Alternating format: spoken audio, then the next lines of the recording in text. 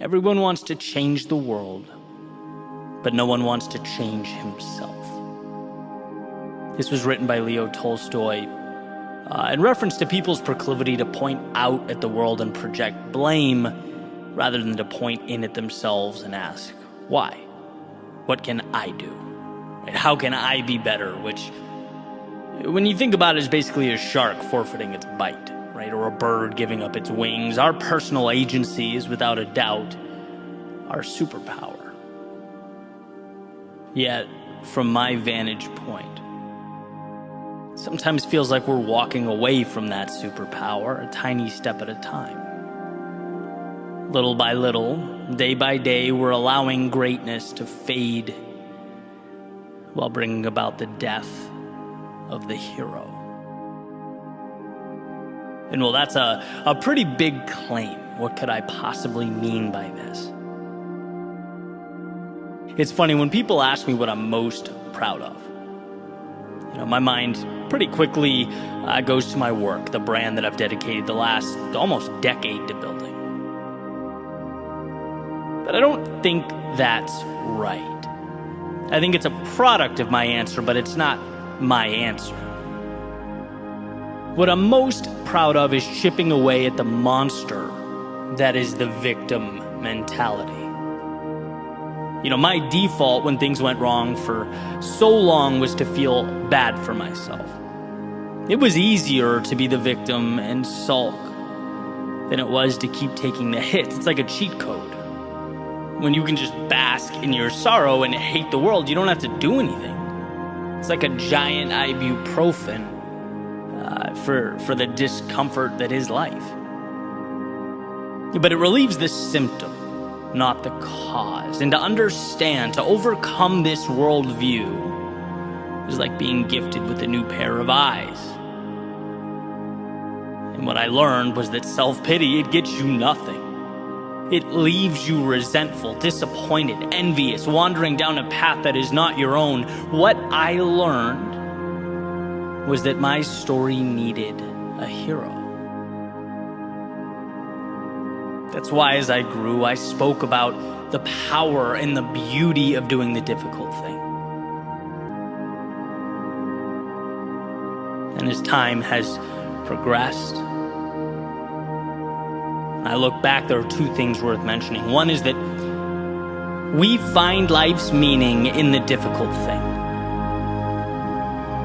And two, there is a fundamental misunderstanding, and even from time to time contempt, for what the difficult thing means, for those who speak of the difficult thing as though hard truths are in some way inconsiderate. Like diverging from the comfort of one's feelings implies a lack of empathy. But that's wrong. If you love someone, if you care about someone, if you care about yourself, you say what is true. And what is true is that the shelter and the temporary comfort of victimhood is a high not worth the withdrawal, not worth the suffering. It got me nowhere, it will get you nowhere, and that is a reality that will never cease to be true. We live in a world that's been shaped entirely by those who found the courage to do the difficult thing. Everything around us is a product of the courageous decision to take the now and bend it. And that means taking hits. It means being criticized. It means by definition you are choosing to be uncommon. You're choosing to change things, yourself, and by default the world around you. There's nothing wrong with being common. Quitting is relatable. Failure is relatable. Falling short is relatable. Because we're all human and we've all been there. But these stock features of humanity, they are not worth celebrating. We don't put on pedestals the familiar.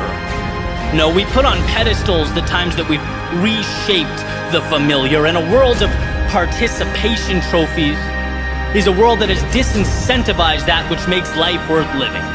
It cripples the very pursuit that ignites the soul, a push towards the extraordinary. It's time we resurrect the hero. See through the facade of short-term comfort that leads to long-term emptiness.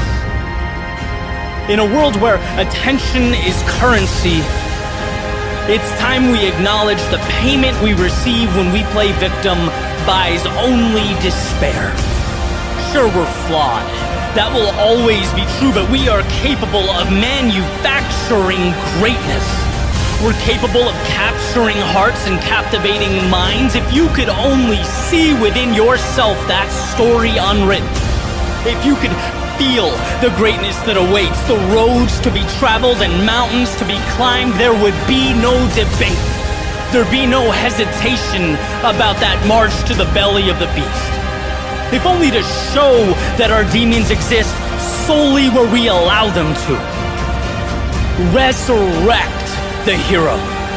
Fight those battles that light you up.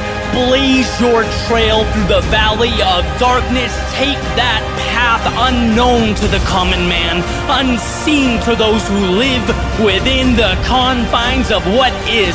Resurrect that hero, because you need you, because the world needs you. There's no time to be down or sad or dwell on the mistakes of yesterday. There's too much on the line to pretend that settling was the plan all along, or to point at the obstacles with disdain and hatred while life rotates around you. No, resurrect the hero. Resurrect your answer. Resurrect the person you were meant to be. It may not be simple or intuitive. It may cause you to give more than you knew you had. It may not be easy. But my friend, easy never changed the world.